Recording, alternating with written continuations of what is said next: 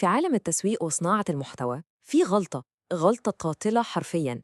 كتير من المواقع بتقع فيها وممكن تكون هي سبب فشلها الكامل. في الشرح ده هنكشف مع بعض إيه هي الغلطة دي، والأهم إزاي نصلحها.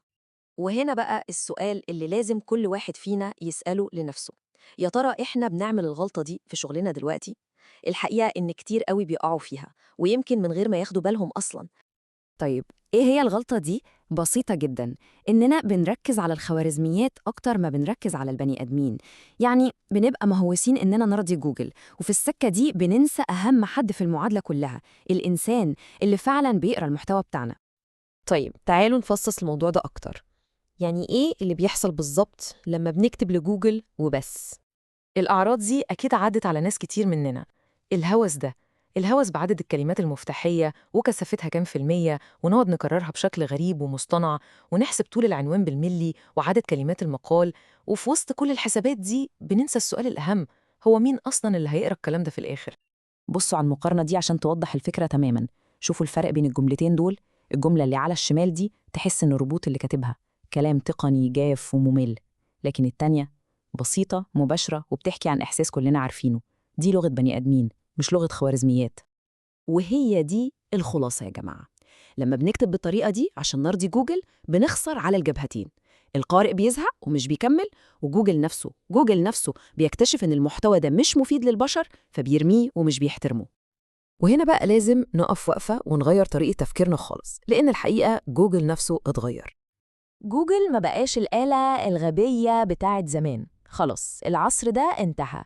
جوجل النهاردة بقى ذكي جدا، لدرجة إنه بيفهم التجربة الإنسانية، بيفهم سلوك الناس على الصفحة. الموضوع ما بقاش مجرد كلمات مفتاحية وخلاص. طيب بيفهم إزاي؟ عن طريق إشارات معينة.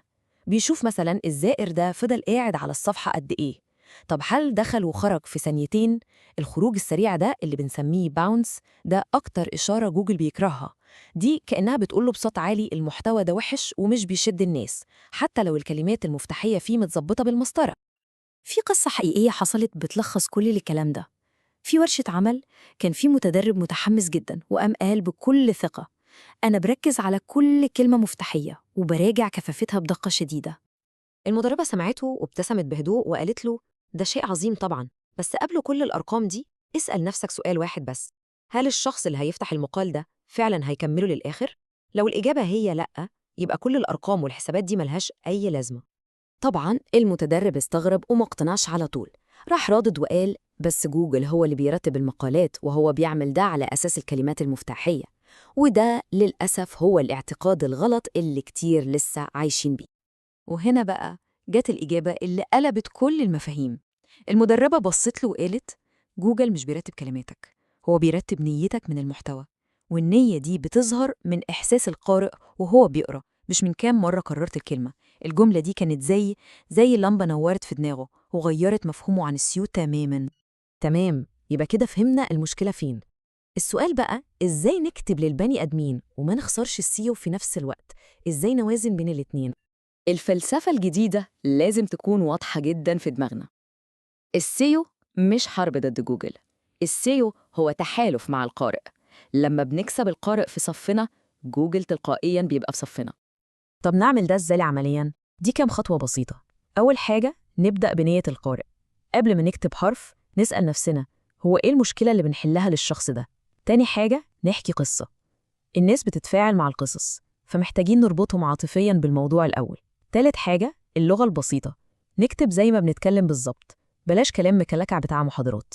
رابع حاجة الكلمات المفتاحية، نستخدمها بذكاء، يعني نحطها في مكانها الطبيعي في سياق الكلام من غير ما نحشرها حشر. وآخر حاجة ودي مهمة قوي، نكتب لشخص واحد بس، نتخيل إننا بنوجه الكلام ده لصديق عزيز علينا وبنديله نصيحة. ولما بنعمل كل ده، النتيجة الحقيقية والمكافأة الكبيرة بتيجي منين؟ من الجمهور نفسه.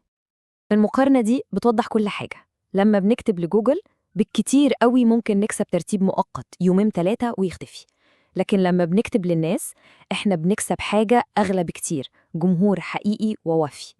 وفي الآخر الجمهور الوفي ده هو اللي بيخلق الترتيب اللي بجد، الترتيب المستمر، لأن هم دول الناس اللي بيعملوا شير للمحتوى اللي بيتكلموا عنه واللي بيرجعوا له مرة واتنين وتلاتة. ودي أقوى إشارة ممكن نوصلها لجوجل. طيب، لو هنلخص كل الكلام ده في فكرة واحدة بس، إيه هي أهم حاجة لازم تفضل دايماً في بالنا؟ نرجع لجملة المدربة اللي ختمت بيها كلامها: ما تكتبش عشان جوجل يحبك، اكتب عشان الناس تثق فيك. لما تكسب قلوب الناس، صدقني جوجل هيجي وراهم. وهي دي المعادلة الحقيقية للنجاح. المعادلة بسيطة: اكتبوا للبشر أولاً ودائماً.